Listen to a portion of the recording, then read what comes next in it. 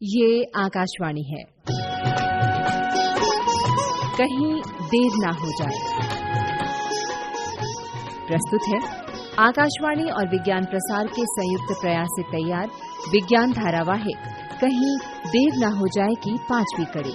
भूकंप, एक विध्वंसक प्राकृतिक आपदा। कुदरत के संग मनमानी अब और न होने देना है। मानवता को आए दिन अब और न रोने देना है। आफत आए तो अधिक नुकसान नहीं होने पाए। कल से नहीं आज से चेतो कहीं देर ना हो जाए।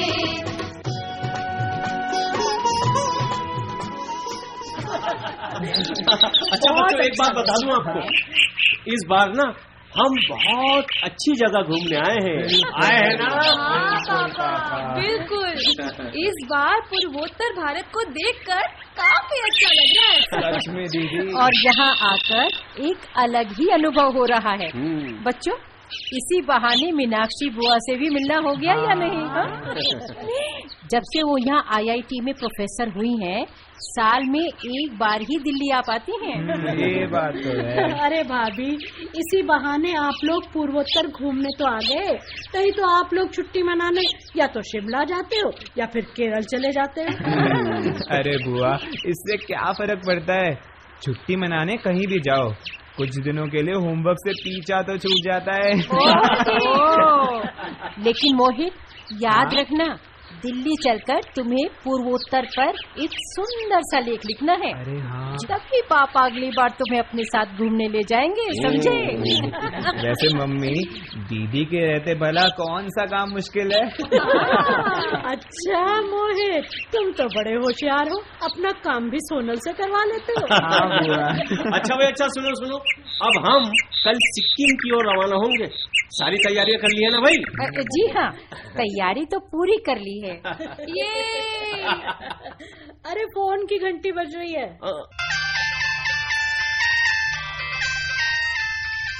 अरे फोन बज रहा है। भाभी फोन देना। जी, हाँ। Hello hello hello. मेरी आवाज आ रही है? आ रही है आवाज, बोलिए। हेलो, हाँ आ रही है, बोलिए। मुझे तो आपकी सुनाई दे रही है, बोलिए। अच्छा मीनाक्षी, कैसी हो? मैं ठीक हूँ, बोलिए। बच्चे सभी ठीक है? जी, सब सिक्किम जाने का प्लान बना रहे हैं, हम सब ठीक है। मतलब मैंने सही वक्त पर फोन किया। क्या हुआ, बताइए तो। अच्छा, आपने सुना नहीं? क्या? कुछ देर पहले ही सिक्किम में भूकंप के झटके आए। हमें तो पता ही नहीं चला। अरे फिर से भूकंप आ गया। ओहो, 4-5 बार ऐसा हो गया। ओहो, दिल्ली से हमारे पीछे भूकंप यहाँ भी आ गया। घबराने की बात नहीं है, जी, ज्यादा तेज झटके नहीं है। हो सकता है तुम लोगों को बातें करते समय ये सारी चीजें मालूम नहीं पड़ा हो। जी, लेकिन फिर भी सावधान रहने की जरूरत है। अच्छा भैया से बोलना सिक्किम कल न जाकर 1-2 दिन बाद जाएं। अच्छा ठीक है, फोन रख रहा हूँ। बाय। वो कहाँ आया है भूकंप भाई? भैया, सिक्किम में भूकंप आया है। कह रहे थे इसकी तीव्रता 6.7 के आसपास थी। भूकंप तो हमारा पीछा ही नहीं छोड़ रहा है। अभी कुछ दिनों पहले नेपाल में आया था, तब तो दिल्ली तक में धरती में कंपन महसूस किया गया था। और देखो ना, 10 अप्रैल को अफगानिस्तान के हिंदुकुश क्षेत्र में 7 से ज्यादा तीव्र का आया था। हाँ, और कुछ दिन पहले जापान में कितने झटके महसूस किए गए थे। क्या भैया, भूकंप के कारण नेपाल में व्यापक तबाही होने के साथ ही नेपाल से सटे भारतीय क्षेत्र बिहार, सिक्किम में भी भूकंप का प्रभाव देखा गया। और इसने तो छुट्टी का सारा मजा ही खराब कर दिया। भाई, तुम्हें छुट्टी की लग रही है? उन लोगों की सोचो जिनका सब कुछ भूकंप के कारण नष्ट हो गया है। ये भी है। पापा, आप तो कहते हो कि विज्ञान ने बहुत तरक्की कर ली है, तो भला वैज्ञानिक भूकंप को क्यों नहीं रोक पाते हैं? मोहित, भूकंप को रोकना किसी के बस में नहीं। क्यों? अरे भाई, यह कोई चलती साइकिल थोड़ी है कि ब्रेक लगा दो और रुक जाए। और क्या? तो फिर ये भूकंप है क्या? ओहो बेटा, प्रकृति के सौम्य और आकर्षक रूप के अलावा इसका एक डरावना चेहरा भी है। हाँ? जिसे हम प्राकृतिक आपदाओं के नाम से जानते हैं। अच्छा। भूकंप, सुनामी, चक्रवात, ज्वालामुखी विस्फोट, भूस्खलन और समुद्री तूफान जैसी प्राकृतिक आपदाएं व्यापक तबाही का कारण बनती हैं। क्या? हाँ, और प्राकृतिक आपदाओं से व्यापक स्तर पर जनहानि होने के साथ साथ आर्थिक और सामाजिक विकास के भी ठप होने का खतरा बना रहता है। अच्छा। और ये आपदाएं प्रचंड त्वरित होने के साथ ही अप्रत्याशित भी होती हैं, जिससे अक्सर इनसे बचाव के लिए पहले से व्यापक कार्य योजना बनाना आसान नहीं होता। भूकंप प्राकृतिक आपदा का सर्वाधिक विनाशकारी रूप है, जिसके कारण व्यापक तबाही हो सकती है। ये तो है भाई, भूकंप से विश्व भर में प्रतिवर्ष हजारों व्यक्तियों की मौत होने के साथ साथ अरबों रुपयों की संपत्ति भी नष्ट हो जाती है। इतना सारा नुकसान होता है। लेकिन मुझे एक बात समझ नहीं आती, इसके बारे में पहले से पता क्यों नहीं लगाया जाता, जिससे इससे होने वाली बर्बादी को कम किया जा सके। हाँ, मैं भी यही सोच रहा था। और सुनो, 20वीं सदी के अंतिम 2 दशकों के दौरान पृथ्वी के विभिन्न स्थानों पर 26 बड़े भूकंप आए, जिससे वैश्विक स्तर पर करीब 1.5 लाख लोगों की असमय मौत हुई थी।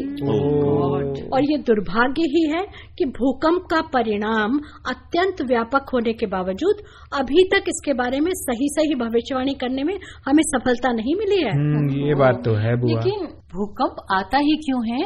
ओहो भाभी, भूकंप पृथ्वी की आंतरिक क्रियाओं के परिणाम स्वरूप आते हैं। भूकंप के कारण पृथ्वी की सतह पर कंपन होता है, जिसके कारण पृथ्वी पर व्यापक स्तर पे उथल पुथल हो सकती है। ज्वालामुखी विस्फोट, भ्रंश, जलीय भार, भूपटल में संकुचन और प्लेट विवर्तनिक क्रियाएं भूकंप का मुख्य कारण है। और हाँ, जिस बिंदु पर भूकंप जन्म लेता है उसे भूकंपीय केंद्र बिंदु और उसके ठीक ऊपर पृथ्वी की सतह पर स्थित बिंदु को अधिकेंद्र अथवा अंतः केंद्र कहते हैं। मीनाक्षी, 26 जनवरी 2001 को गुजरात राज्य के भुज में आया 6.9 परिमाण वाला भूकंप प्लेट विवर्तनी की घटना का ही परिणाम था। ये तो मैंने भी सुना है। हाँ, भू संतुलन का विकृत होना भी भूकंप का एक कारण हो सकता है। अच्छा। और पृथ्वी की ऊपरी परत के विभिन्न हिस्सों की संतुलित अवस्था में असंतुलन से भूकंप का अनुभव किया जा सकता है। और 4 मार्च 1949 को हिंदू कुश में इसी कारण से भूकंप आया था। अब समझ आया। ये ऐसे होता है। मीनाक्षी, इस तरह के भूकंप दरार घाटियों और नवीन वलित पर्वतों वाले क्षेत्रों में ही अधिक आते हैं। हाँ भैया, आपने ठीक कहा। अच्छा बुआ, मैंने पढ़ा था कि ज्वालामुखी के कारण भी भूकंप आ सकता है। अच्छा हाँ सोनल, तुमने बिल्कुल ठीक पढ़ा। ज्वालामुखी विस्फोट के दौरान धरातल के निचले भाग से तीव्र वेग से निकली गैसें और वाष्प धरती की सतह पर जोरों से कंपन उत्पन्न कर भूकंप का कारण बन सकती है। अच्छा।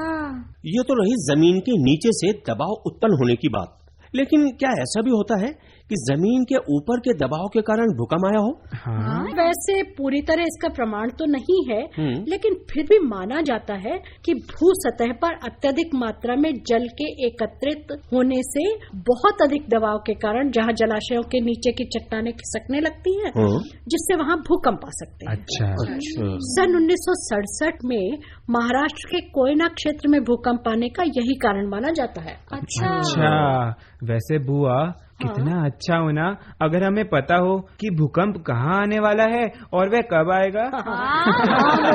हाँ भाई मोहित, कहा तो तुमने ठीक, पर भूकंप पृथ्वी के किसी भी स्थान पर और किसी भी समय आ सकता है। ओहो, ये कोई नहीं जानता कि अगला भूकंप कब और कहाँ आएगा। ये तो गलत बात है। हाँ, वैसे तो पृथ्वी पर लगभग हर 87 सेकंड में कहीं न कहीं भूकंप आते ही रहते हैं। लेकिन इसमें से अधिकतर की प्रबलता बहुत कम होती है, इसलिए हमें पता नहीं चलता। मीनाक्षी, ये कैसे पता चलता है कि कोई भूकंप इतनी तीव्रता का था? वैसे भूकंप को मापने के लिए क्या कोई पैमाना है? हाँ, भूकंप का परिमाण नापने के लिए रिक्टर पैमाने का उपयोग किया जाता है। अच्छा। हाँ, ये तो पढ़ा हुआ है। कैलिफोर्निया इंस्टीट्यूट ऑफ टेक्नोलॉजी में कार्यरत अमेरिकी भौतिकविद चार्ल्स एफ रिक्टर ने विश्व को इस पैमाने से परिचित कराया। रिक्टर ने ये पैमाना सैकड़ों भूकंपों के अध्ययन से ज्ञात प्रतिरूपों के आधार पर विकसित किया था। और सुनो, ये पैमाना पैमाना कहाँ से शुरू होता है? 1 नंबर से। और ना अंत होता होगा 100 पर, जैसे गिनती में होता है ना? नहीं मोहित नहीं, अभी तक रिक्टर पैमाने का कोई अंतिम छोर निर्धारित नहीं किया गया। अरे रिक्टर पैमाने पर इसकी तीव्रता के साथ साथ इसकी प्रबलता दुगनी गति से बढ़ती है। अभी तक ज्ञात सर्वाधिक प्रबल भूकंप की तीव्रता इस पैमाने पर 8.8 से 8.9 के बीच मापी गई है। और पता है, मैंने भी पढ़ा था कि रिक्टर पैमाने के हिसाब से हम भूकंप की तीव्रता से उसके स्वरूप का भी पता लगा सकते हैं। हाँ सोनल, तुमने बिल्कुल ठीक कहा। हाँ, रिक्टर पैमाने से हमें उसका अनुमान तो लग ही जाता है। जैसे यदि रिक्टर पैमाने पर भूकंप की तीव्रता 2 से कम है तो ऐसे भूकंप को सामान्यतः महसूस नहीं किया जा सकता। लेकिन ये पैमाने पर अंकित जरूर हो जाता है। और 2 से 2.9 की तीव्रता वाले भूकंप का अनुभव किए जाने की थोड़ी सी संभावना रहती है। फिर कुछ लोग 3 से 3.9 तक के भूकंप को महसूस कर पाते हैं और अधिकतर सभी लोग 4 से 4.9 तक के भूकंप को महसूस कर लेते हैं। मीनाक्षी जी, यानी 5 तक की तीव्रता वाले भूकंपों से नुकसान कम ही होता होगा। जी जी जी, रिक्टर पैमाने पर दर्ज 5 तीव्रता वाले भूकंपों से व्यापक नुकसान नहीं होता, लेकिन 5 से 5.9 तीव्रता वाला भूकंप नुकसानदेह हो सकता है। और 6 से 6.9 भूकंप से आवासीय इलाकों में विनाशकारी प्रभाव देखा जा सकता है। हाँ बुआ, मैंने भी पढ़ा ये। और भाई, इसके अधिक तीव्रता वाले भूकंप तो और भी विध्वंसकारी होते होंगे। हाँ दीदी। हाँ सोनल, 7 से 7.9 तीव्रता वाले बड़े भूकंप होते हैं जिनके कारण बहुत हानि होती है। ओहो, वैसे मीनाक्षी, हमारे देश में अभी तक अधिकतम कितनी तीव्रता का भूकंप आ चुका है? भैया, हमारे देश में सर्वाधिक तीव्रता का भूकंप 1897 में शिलोंग प्लेट में आया था। उस भूकंप की तीव्रता रिक्टर पैमाने पर 8.7 दर्ज की गई थी। 8.7 तो बहुत होगी। अरे हाँ, हमारे दादाजी ने एक बार बताया था। क्या? कि वो जब छोटे थे उस समय गुवाहाटी में इतना भयानक भूकंप आया था कि उसकी खबर पूरी दुनिया के अखबारों में छपी थी। तो वाकई बहुत बड़ा आया होगा। वैसे पापा, आपको ये बात आपके दादाजी ने बताई थी। हाँ? मतलब भूकंप बहुत पहले से आते रहे हैं ना? हाँ, अरे बेटा, इनका संबंध तो धरती के जन्म के समय से ही है। हाँ भाई, वो तो है। लेकिन इन सब बातों की जानकारी रखता कौन है? बेटा, तेरी बुआ जैसे लोग हैं ना, जो विज्ञान की मदद से मानवता को बचाने के प्रयास करते रहते हैं। भूकंप विज्ञानी भूकंप के परिमाण को आधार मानकर उसकी व्यापकता को मापते हैं। अरे वाह! और वैज्ञानिकों के ऐसे कामों से हम प्राकृतिक आपदाओं को अच्छी तरह समझ पाते हैं। और भाई, भारत में भूकंपों के कारण आई आपदा का निरीक्षण भारतीय मौसम विज्ञान विभाग और भारतीय भूवैज्ञानिक सर्वेक्षण संस्था द्वारा किया जाता है। भारत की पहली भूकंप वेधशाला सन 1898 में अलीपुर, कोलकाता में स्थापित की गई थी। इतनी पहले? सन 1899 में 2 और भूकंप वेधशालाएं मुंबई और चेन्नई में स्थापित की गई थी। चेन्नई की वेधशाला को बाद में कोडाईकनाल में प्रस्थापित किया गया था और भूकंप वेधशालाओं के राष्ट्रीय तंत्र को बाद में भारतीय मौसम विभाग द्वारा विस्तृत और आधुनिक बनाया गया। अरे भाई, अब बहुत थक गई मैं तो। हाँ, मुझे ना बहुत भूख लग रही है बुआ, पेट में चूहे दौड़ रहे हैं। चलो भाई, बाहर चलते हैं, लॉन में बैठते हैं, थोड़ा चाय वाय पीते हैं। बिल्कुल, चलिए आओ। चलो। और समोसे भी खाएंगे। मेरा मन कर रहा है। अरे वाह, मौसम कितना अच्छा हो गया है। चारों तरफ हरियाली। चलो यहाँ बैठ ले। आप वो वाली कुर्सी ले लो ना। हाँ, मैं ये ले लेता हूँ। अच्छा बुआ, क्या? बुआ, वैसे क्या कोई ऐसा क्षेत्र भी है जहाँ पर भूकंप सबसे अधिक आते हो? हाँ भाई मोहित, वैसे तो भूकंप किसी भी क्षेत्र में और कभी भी कहीं भी आ सकते हैं। हाँ? लेकिन देखा गया है कि प्रशांत चक्रीय भूकंप पट्टी के नाम से प्रसिद्ध अश्वाकार क्षेत्र में विश्व के अधिकतर भूकंप आते हैं। अच्छा बुआ, ये कौन सा क्षेत्र है? ओहो, करीब 40,000 किलोमीटर लंबा एक क्षेत्र प्रशांत अग्निवलय या अग्निवलय के नाम से जाना जाता है। 40,000। हाँ, और वैज्ञानिकों ने पृथ्वी के ऐसे 3 विशाल क्षेत्रों की पहचान की है जहाँ अन्य स्थानों से अधिक अपेक्षा में भूकंप आते हैं। और वो कौन कौन से क्षेत्र है? विश्व का पहला भूकंप क्षेत्र प्रशांत चक्रीय भूकंप पट्टी है। पृथ्वी पर घटित होने वाली भूकंप की कुल घटनाओं में से 81% घटनाएं इसी क्षेत्र में घटित होती हैं। क्या? 81%? हाँ, और प्रशांत महासागर के किनारे पर पाए जाने वाली ये पट्टी चिली से उत्तर की ओर बढ़कर दक्षिण अमेरिका के समुद्री किनारे से होते हुए मध्य अमेरिका, मेक्सिको, अमेरिकी के पश्चिम किनारे, जापान के एलियोशन द्वीप समूह, फिलीपीन द्वीप समूह, दक्षिण पश्चिम प्रशांत महासागर में स्थित द्वीप और न्यूजीलैंड तक जाती है। अरे भाई, ऐसा लग रहा है कि सारा विश्व इसी में ही आ गया। हाँ, इतने सारे नाम एक साथ। हाँ। अच्छा, और दूसरा क्षेत्र कौन सा हुआ बुआ? हाँ भाई, भूकंप के प्रति दूसरी अति संवेदनशील पट्टी में अल्पाइड क्षेत्र शामिल है। इस क्षेत्र में विश्व के 17% भूकंप आते हैं। 17%? हाँ, पहले में 81% थे ना, इसमें 17% है। ये पट्टी जावा से होते हुए सुमात्रा, हिमालय, भूमध्य सागर और अटलांटिक क्षेत्र तक विस्तृत है। भाई जरूर तीसरे क्षेत्र में तो हमारे देश का ही नाम होगा। I know. भाई पिछले साल दिल्ली में 3-4 बार भूकंप के झटके महसूस हुए हैं। हाँ। नहीं मोहित, ऐसा नहीं है। क्या? तीसरा महत्वपूर्ण भूकंप क्षेत्र दिल्ली नहीं है, मध्य अटलांटिक कटक क्षेत्र है। अच्छा। हाँ, सन 1954 में गुटनबर्ग और चार्ल्स फ्रांसिस रिक्टर ने the seismic city of the earth monograph को प्रकाशित किया। ये पहला सूचीपत्र था जिसमें विश्वव्यापी भूकंप क्षेत्रों का विवरण था। गुटनबर्ग और रिक्टर की सूची में भारतीय क्षेत्र का पहला उपकरणीय सूचक भूकंप सन 1904 में कहाँ आया बताओ? नहीं पता। आप बताओ ना। 4 अप्रैल 1904 में कांगड़ा क्षेत्र में आया था। अच्छा बुआ, मैंने कहीं भूकंपी नक्शे के बारे में भी पढ़ा था। इससे क्या पता चलता है? सोनल, भूकंप वैज्ञानिकों ने किसी विशिष्ट क्षेत्र या स्थान पर विभिन्न स्तर के भूकंपी प्रभाव को दर्शाने के लिए विशेष नक्शे तैयार किए हैं। भाई, इनसे तो काफी जानकारी मिल सकती है। हाँ भैया, इन नक्शों को भूकंपी संकट नक्शे भी कहा जाता है। अच्छा। ये नक्शे किसी क्षेत्र के विभिन्न संकट स्तरों वाले भूकंपी संकट की व्याख्या करता है। अच्छा मीनाक्षी, एक बात बताओ, तो क्या हमारे देश को भी भूकंप के हिसाब से अलग अलग खतरों वाली क्षेत्रों में बांटा गया है? हाँ भाभी, आपने बिल्कुल ठीक कहा। भारत को 5 विभिन्न भूकंपी क्षेत्रों में बांटा गया है। 5? हाँ। वो कौन से? देखो, इन क्षेत्रों को भूकंप की व्यापकता के घटते स्तर के अनुसार 1 से लेकर 5 जोन तक वर्गीकृत किया गया। अच्छा। भाई मीनाक्षी, तुमने तो रिसर्च की है ना? जी। तो भाई ये बताइए, क्षेत्र 1 में कौन से जोन आते हैं? भैया, ऐसे क्षेत्रों को रखा गया है जहाँ कोई खतरा नहीं है। और इसके बाद आने वाले जोन 2 में भूकंप का खतरा बिल्कुल हल्का सा होता है। भाई, मैं तो ना ऐसे ही जोनों में रहना पसंद करूँगा। डरपोक बच्चा। जोन 3 में भूकंप का मध्यम खतरा रहता है। अच्छा। ये जोन पूरे भारत के भौगोलिक क्षेत्रफल का करीबन 25% हिस्सा रखता है। और जोन 4 में भूकंप का अधिक खतरा होता है। क्या?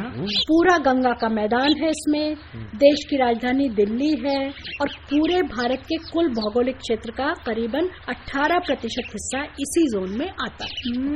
अरे, इसका मतलब तो हमारी दिल्ली भी भूकंप संभावित क्षेत्र में है। हाँ सोनम, सबसे अधिक खतरे वाले स्थानों को जोन 5 में रखा गया है। मध्य हिमालय, कच्छ का रण, पूर्वोत्तर भारत के सभी राज्य इसी जोन में आते हैं। इसका मतलब तो सिक्किम भी इसी जोन में आता है? हाँ, पिछले 100 सालों में इस क्षेत्र में 18 बड़े भूकंप आए हैं। इतना ज्यादा?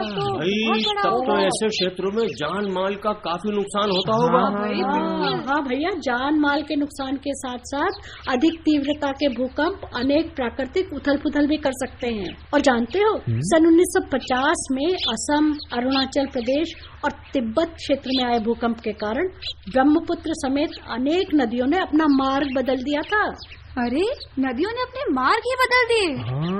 अच्छा एक बात बताइए, बड़े भूकंपों के कारण यदि बड़े बड़े बांध टूट जाएं, तब तो उनके बहाव क्षेत्र में तबाही मच जाएगी। हाँ भाभी, लेकिन ऐसा केवल बहुत अधिक तीव्रता के भूकंप के कारण होगा।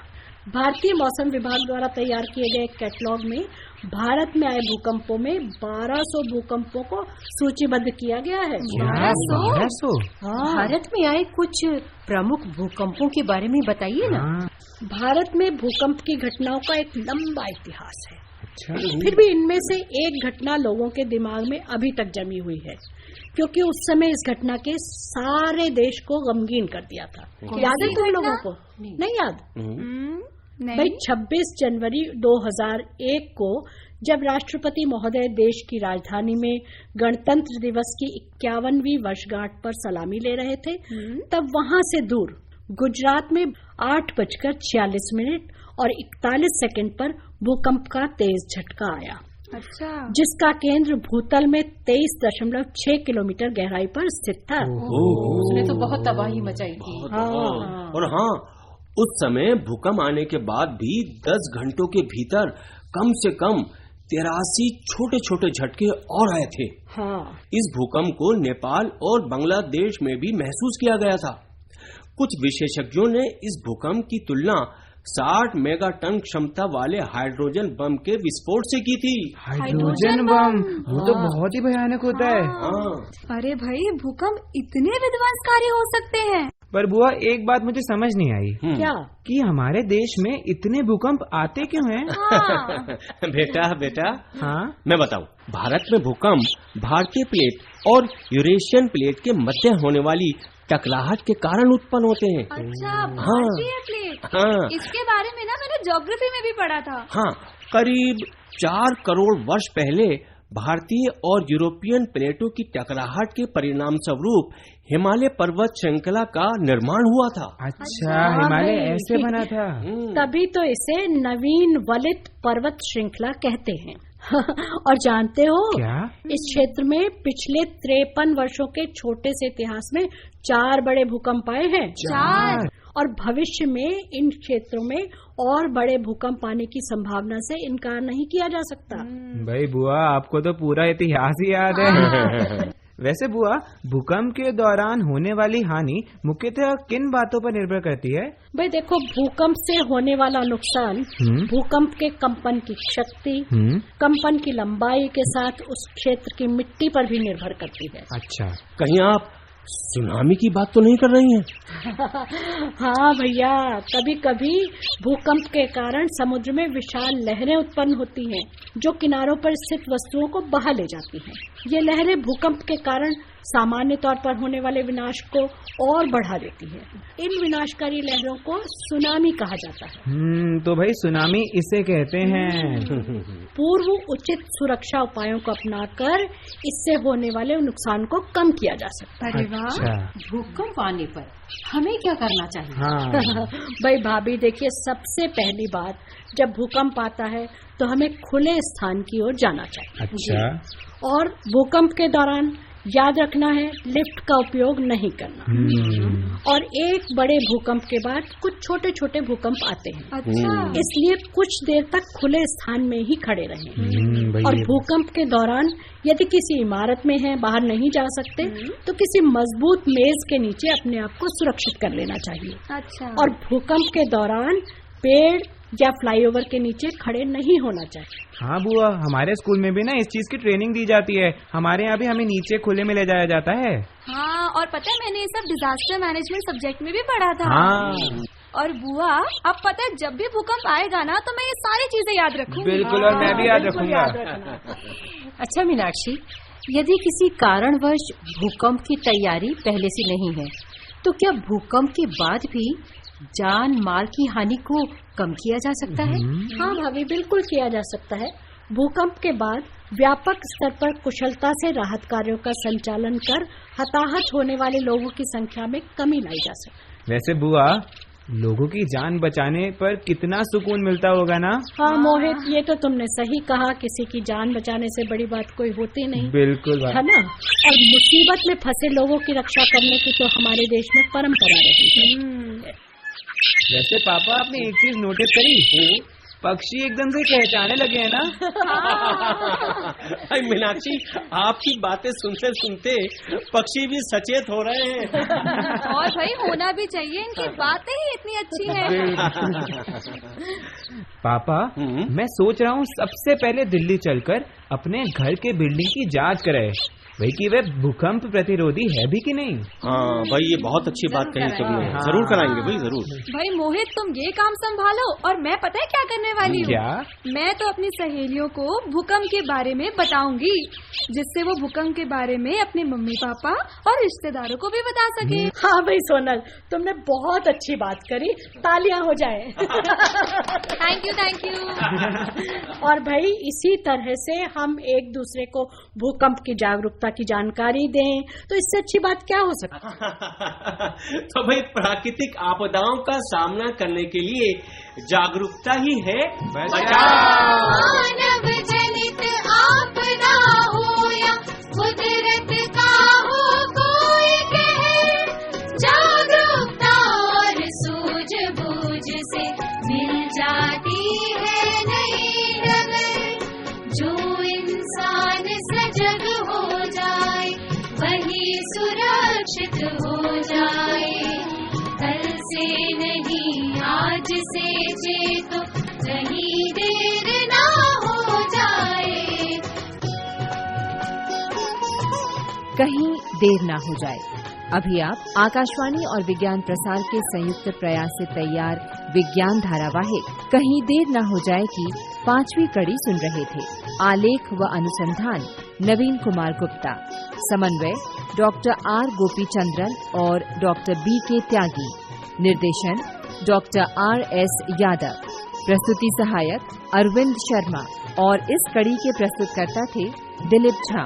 भाग लेने वाले कलाकार थे SM शरीफ, शारदा गुप्ता, मंजू आलोक, RS यादव, गुणित ढींगरा और गुंजिता ढींगरा। साथियों, अभी जाइए नहीं, अब समय है आपसे किए जाने वाले सवालों का। हम आपसे 2 प्रश्न पूछेंगे। सही उत्तर भेजने वाले श्रोताओं को लकी ड्रॉ द्वारा निकाले गए परिणामों के आधार पर विज्ञान प्रसार द्वारा आकर्षक पुरस्कार दिए जाएंगे। हमारा आज का पहला प्रश्न है, भूकंप नापने का पैमाना क्या है? प्रश्न एक बार फिर, भूकंप नापने का पैमाना क्या है? और दूसरा प्रश्न है, विश्व के किस देश में सबसे अधिक भूकंप आते हैं? प्रश्न एक बार और, विश्व के किस देश में सबसे अधिक भूकंप आते हैं? हमारा पता नोट करें। विज्ञान धारावाहिक कहीं देर ना हो जाए द्वारा केंद्र निदेशक, कमरा नंबर 615, नव प्रसारण भवन, आकाशवाणी, संसद मार्ग, नई दिल्ली 110001। आप अपने उत्तर ईमेल द्वारा भी भेज सकते हैं। हमारी ईमेल है radio@vigyanprasar.gov.in। श्रोताओं, हमें इंतजार रहेगा आपके पत्रों का। जवाबों के साथ अपना पूरा नाम, पता, आयु, व्यवसाय, यदि विज्ञान क्लब से जुड़े हैं तो कुल सदस्यों की संख्या लिखना ना भूलें। हाँ, अगर आपके मन में कोई प्रश्न या जिज्ञासा हो तो वो भी जरूर लिख भेजिएगा। धारावाहिक कहीं देर न हो जाए की अगली कड़ी इसी दिन और इसी समय लेकर अगले सप्ताह हम फिर उपस्थित होंगे। नमस्कार, शुभकामनाएं।